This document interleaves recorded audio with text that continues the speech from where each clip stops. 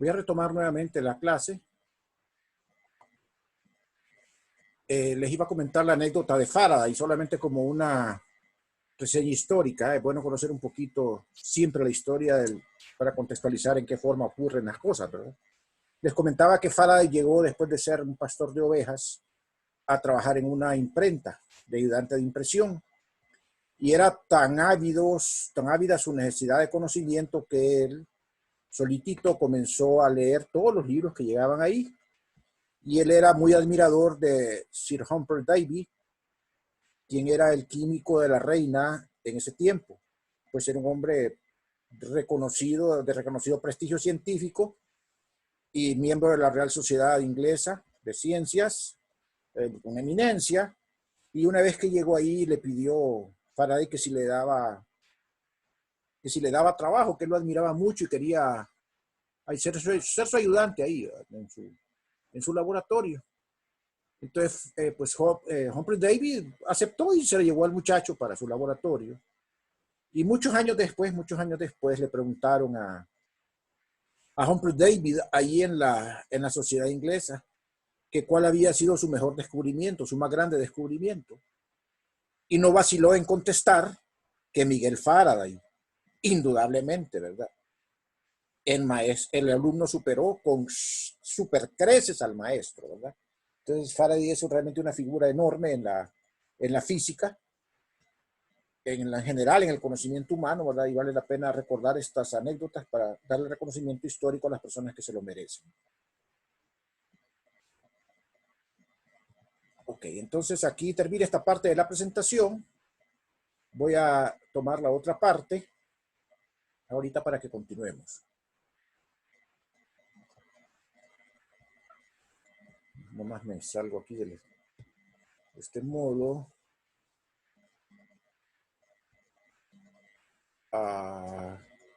Permítame que voy a buscar el documento que necesitamos.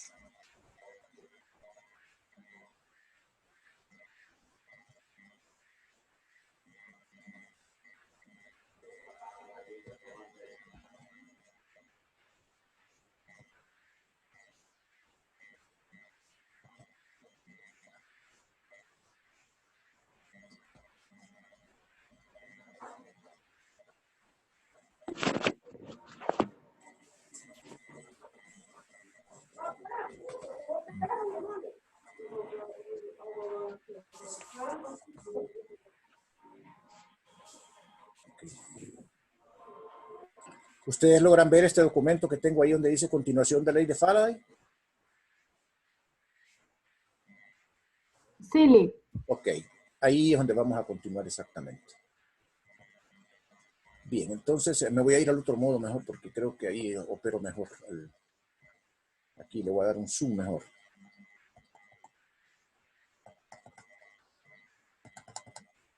Entonces, voy a ampliar un poquito más lo que está en las transparencias. Bueno, bastante más.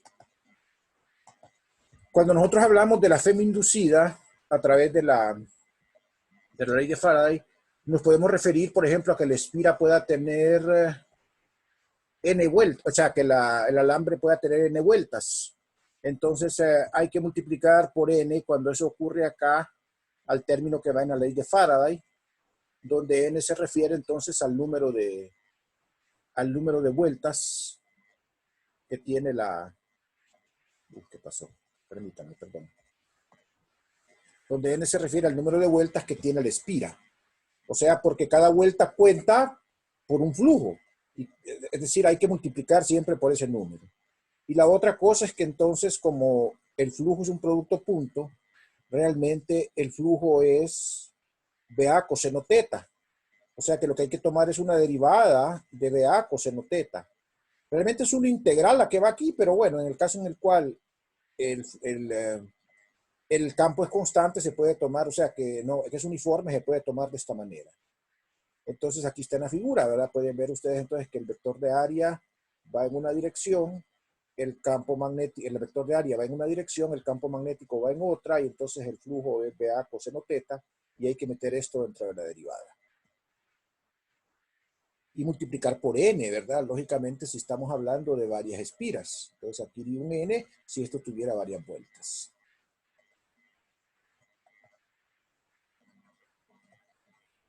Entonces, aquí vamos a recapitular las formas en que puede ser inducida la FEM en el circuito.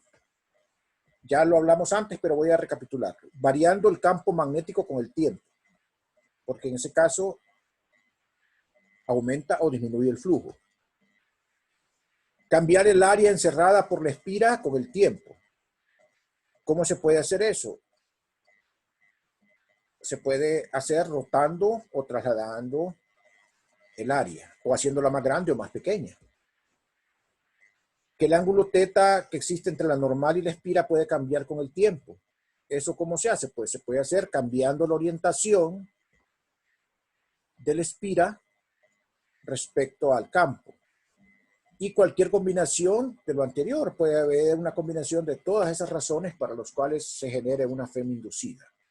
Todas esas combinaciones son un común denominador, y el común denominador es que cambia el flujo del campo magnético. Y ahorita lo que viene vamos a comenzar a ver ejemplos de los más sencillos primero, o los más sencillitos primero. Inducción de una FEM en una bobina. Una bobina constituida por 200 vueltas de alambre. Cada vuelta es un cuadrado de lado D igual 18 centímetros y se establece un campo magnético uniforme en dirección perpendicular al plano de la bobina. Si el campo cambia linealmente de 5 a 0.5 teslas en 0.8 segundos, ¿cuál es la magnitud de la FEM inducida en la bobina mientras el campo varíe? Bueno, la magnitud simplemente pues la da la ley de Faraday, y el signo menos que lleva la ley de Faraday me lo da la ley de Lenz, que me diría en qué sentido va la bobina. Perdón, en qué sentido va la corriente inducida y por lo tanto la FEM inducida. Como tenemos varias vueltas, tenemos que poner la N. Y como el cambio es lineal, ustedes saben que cuando el cambio es lineal, la derivada es simplemente el delta y en delta X, o sea, delta de phi en delta de t. Entonces el delta va a ser del producto de B por A en delta de t. En este caso el área no cambia, es un cambio nada más en el campo magnético que cambia desde un valor inicial hasta un valor final. Entonces aquí siempre se le escapan sus cositas a uno. Aquí se me escapó poner un delta de t para que esto quede completo. Aquí lo arreglamos. Entonces aquí va un delta de t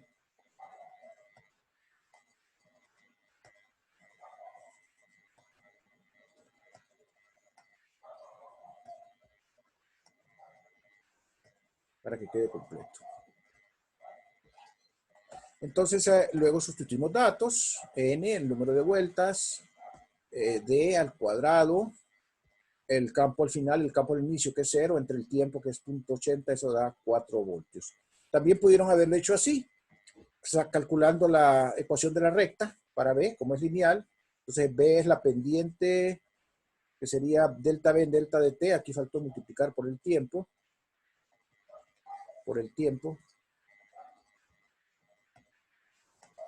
y aquí lo que va es delta de t. Entonces B en delta de t 50 entre 0.8 por t más B0 que es 0, le da 62.5 t y su derivada es 62.5. Si sustituyen eso aquí, les da este valor de 4 voltios que está acá. De las dos maneras es correcto. Ok, este delta de B en delta de t no lo pudieron haber hecho así, delta de phi en delta de t, si el cambio del campo magnético hubiera sido cuadrático, hubiera sido cúbico, ¿verdad? Como vamos a ver después, exponencial, como vamos a hacer en otro ejemplo, como vamos a ver en otro ejemplo. Esto solamente se debe a que el cambio es lineal. ¿Qué pasaría, pregunta después, si se le pidiera la magnitud de la corriente inducida en la bobina mientras el campo varía? Bueno, para que haya corriente en la bobina tiene que estar conectada los terminales de la bobina tienen que estar conectadas a un circuito. O sea, tiene que estar un circuito cerrado. Si el circuito está abierto, nosotros decimos que la resistencia es infinita. No puede pasar corriente. Entonces, si la bobina no está conectada a un circuito, la corriente es cero. Pero si la bobina está conectada a un circuito, entonces la corriente va a ser simplemente por la ley de Ohm, la diferencia de potencial, que en este caso es la de la FEM inducida, dividida entre la resistencia. ¿Ok? Acuérdese que la FEM inducida es una diferencia de potencial, aunque no todas las diferencias de potenciales son FEM inducidas. Entonces, como la FEM inducida es una diferencia de potencial, aquí estamos aplicando la ley de Ohm, que dice que la diferencia de potencial es la corriente por la resistencia. Eso es lo que le escribimos como FEM partido resistencia. Y ese sería, entonces, esta sería la resistencia total que hay en el circuito.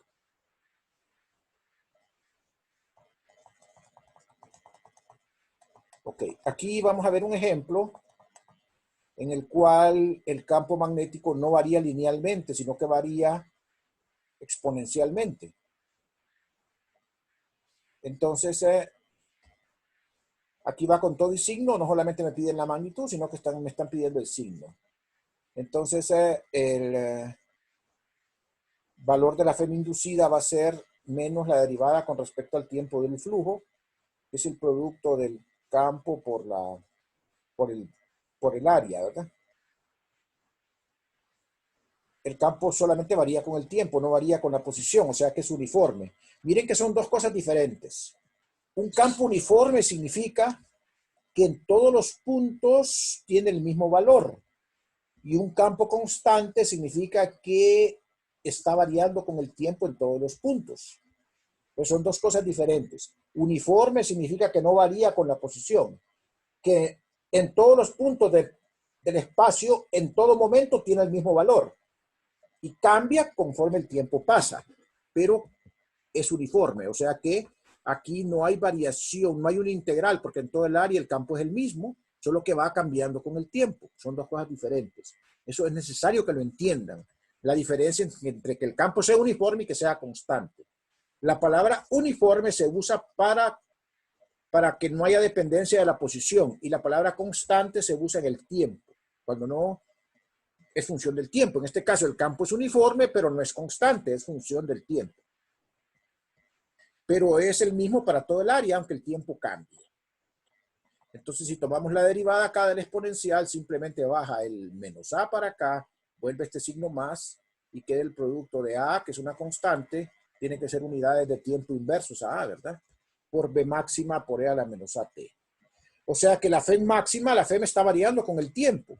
Entonces la FEM va a tener, la fuerza electromotriz va a tener un valor máximo que es este valor. En este caso vamos a tener una FEM que es función del tiempo y por lo tanto va a producir una corriente inducida que es una función del tiempo. O sea, en este caso es una corriente inducida alterna, no una corriente directa. Una pequeña reflexión para este ejemplo. Doy 15 segundos para que ustedes reflexionen y pregunten en este ejemplo.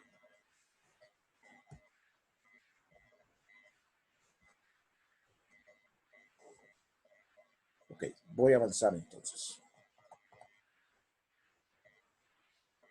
Ok.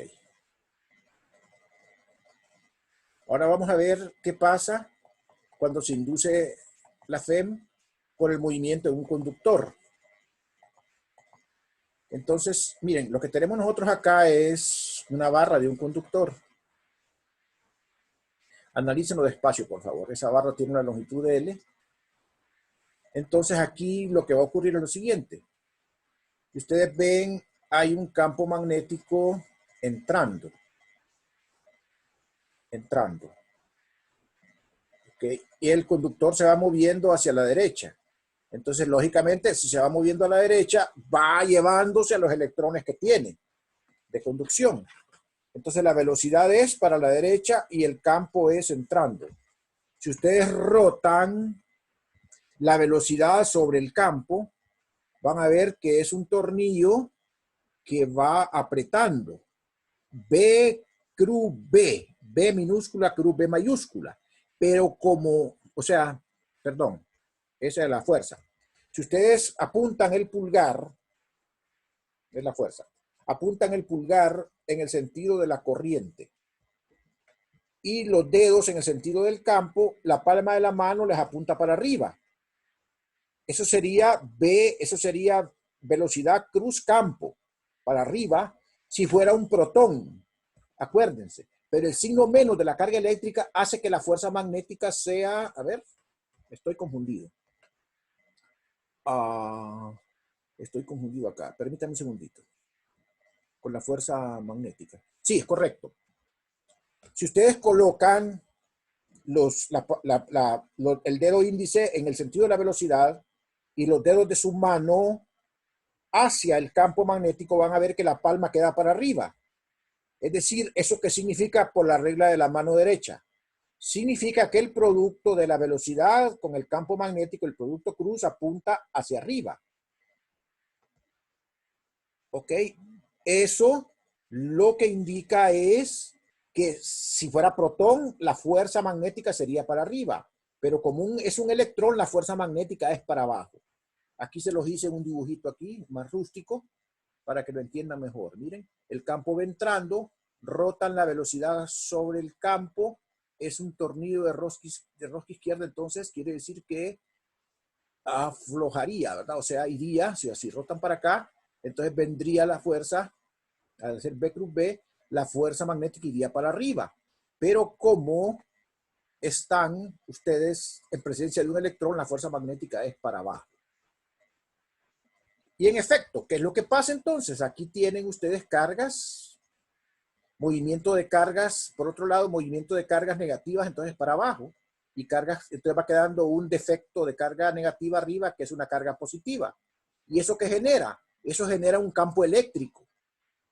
Porque, ¿verdad? Hay acumulación de cargas en el extremo de arriba positivas y en el extremo de abajo negativas.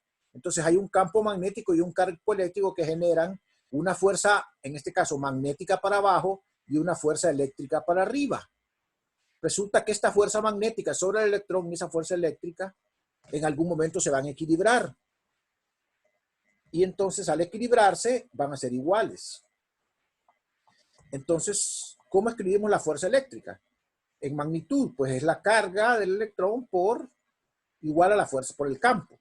Y la fuerza magnética es la carga por la velocidad por el campo, porque están perpendiculares los vectores acá, ¿verdad? Están perpendiculares los vectores acá. Entonces, aquí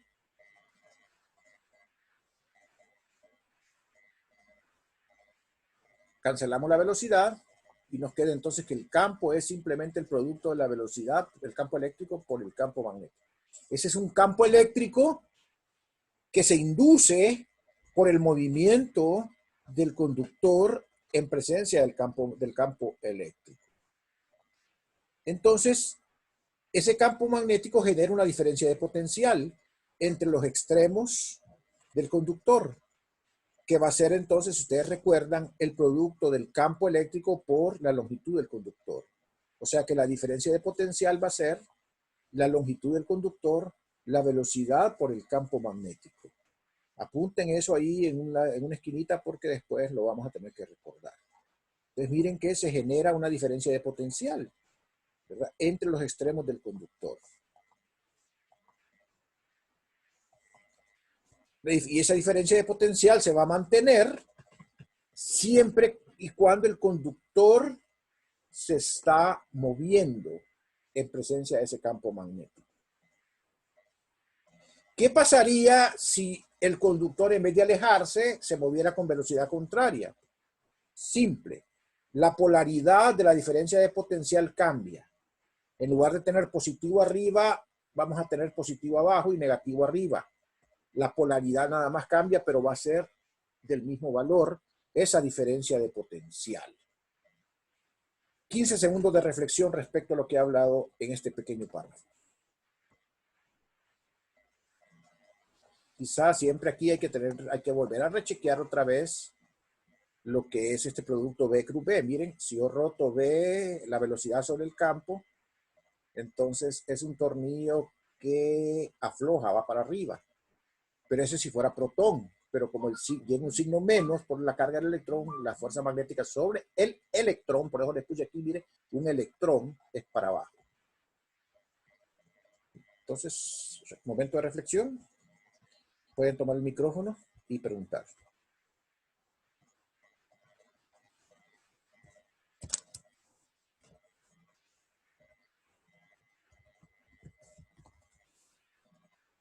Muy bien. Vamos a pasar a lo siguiente. Hasta el momento esto no es lo más interesante. Lo más interesante es que si nosotros lográramos conectar ese conductor a una trayectoria cerrada, podríamos tener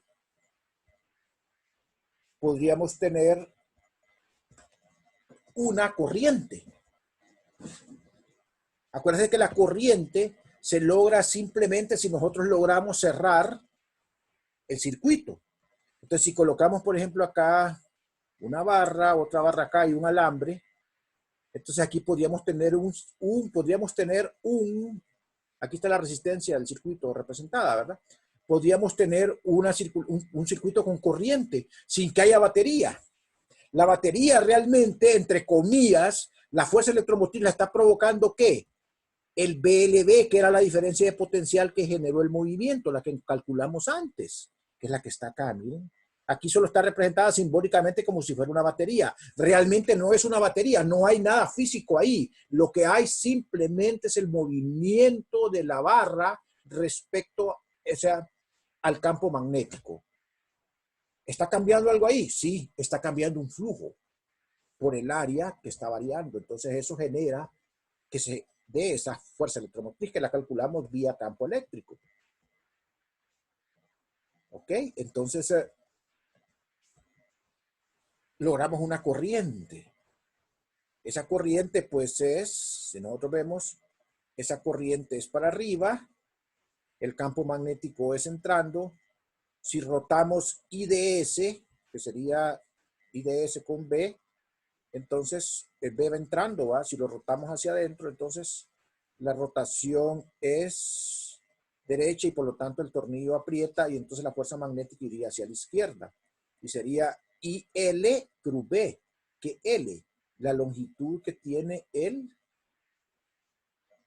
la longitud que tiene acá este segmento de acá. O sea que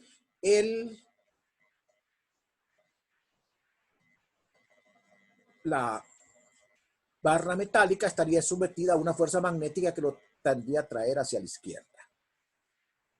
Ese sería el sentido debido a que se induce la corriente. Claro, la fuerza magnética lo que está haciendo es evitando el cambio por la ley de Lenz. Entonces trata de frenarlo para que no siga avanzando, para que ¿qué? Para que no cambie el flujo. El flujo está aumentando, porque a la medida que se mueve más a la derecha la barra metálica, esta barra metálica, el flujo va aumentando. Entonces, ¿qué hace el sistema? Genera una FEM inducida, genera una corriente inducida, que genera una fuerza magnética que se opone a ese cambio. Es la ley de Lenz, por eso apunta a la izquierda. Aquí está todo consistente absolutamente con lo que hemos dicho. Momento de reflexión, 10 segundos, 15 segundos si quieren y tomen el micrófono.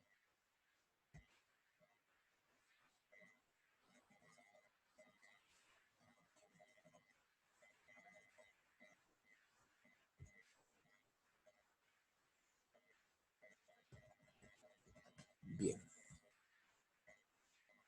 Continúo. Ok. El flujo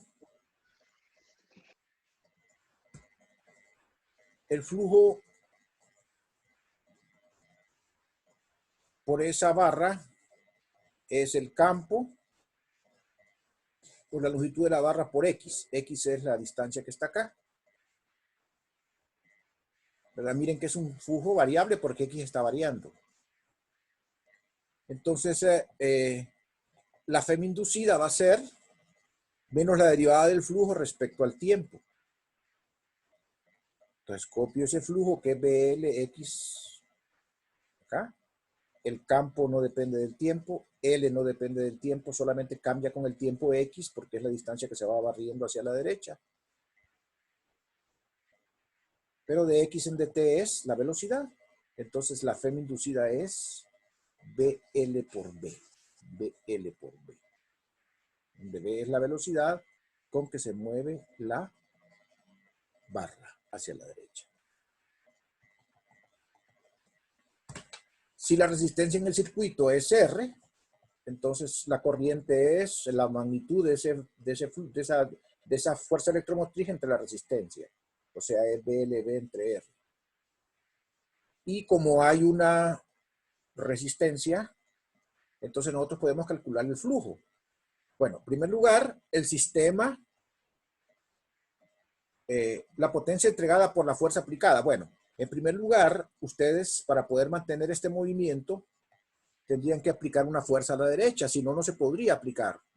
Si no, no se podría mantener la velocidad disminuiría. Entonces tienen que aplicar una fuerza a la derecha. O sea, tiene que haber alguien jalando al metal, ¿verdad? Para poder vencer a la fuerza magnética y mantener la velocidad constante. Entonces, esa fuerza aplicada, pues a alguien la está haciendo, un señor que la está jalando, etcétera. Un motor que la está jalando, etcétera. Cualquier cosa. Cualquier dispositivo que sea capaz de hacer una fuerza. Una polea que esté jalando, que esté siendo jalada con un peso, etcétera. Esa fuerza proporciona potencia al sistema. Toda fuerza proporciona potencia al sistema. Y nosotros sabemos que la potencia es la fuerza por la velocidad. La fuerza que es V y L por la velocidad V.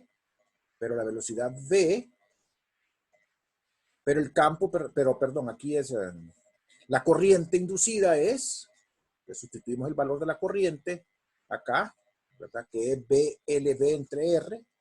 Entonces quedaría B cuadrado, L cuadrado, B cuadrado entre R. Y si ustedes pueden ver, esto es la FEMA al cuadrado. La FEMA es esto. Es la FEMA al cuadrado, la magnitud de la FEMA al cuadrado entre la resistencia. Resulta que si nosotros analizamos en términos estrictamente eléctricos, no mecánicos, sin meternos a fuerzas, esta es el valor de la potencia generada en una resistencia. La diferencia de potencial al cuadrado entre la resistencia. Eso indica entonces que la fuerza, que la potencia suministrada se entrega al sistema en forma de calor por la resistencia. Ahí se disipa. Eso es lo que se llama el efecto Joule. Porque entonces la potencia que se entrega se genera, o sea, se entrega como calor en la resistencia. Al igual que cuando una fuerza se hace sobre un sistema mecánico en movimiento, la fricción lo que hace es generar calor por efecto Joule. Dejo un momento de reflexión.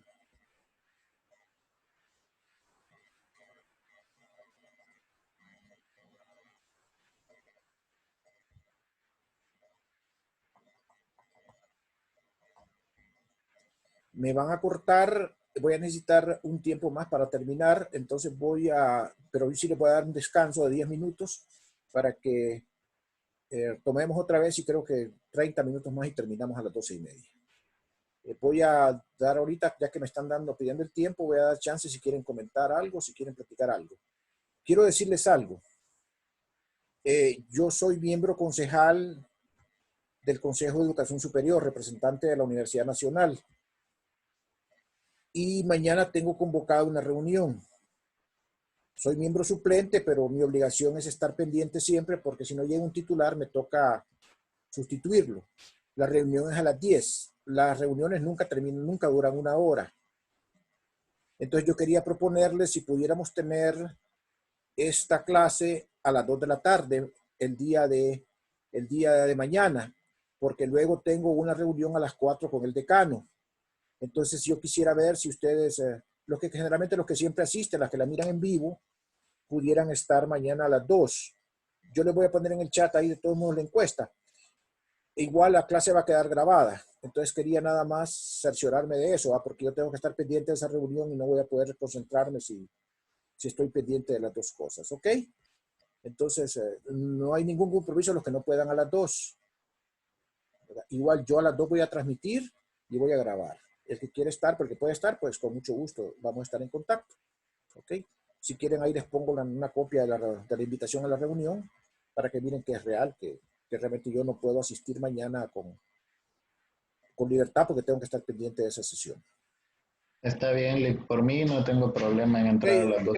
Igual, ¿verdad? Yo creo que los demás compañeros y compañeras suyos, si no pueden ver la grabación y me pueden preguntar por el chat cualquier duda. pero a las 2 estaré yo pendiente de conectarme, ¿ok?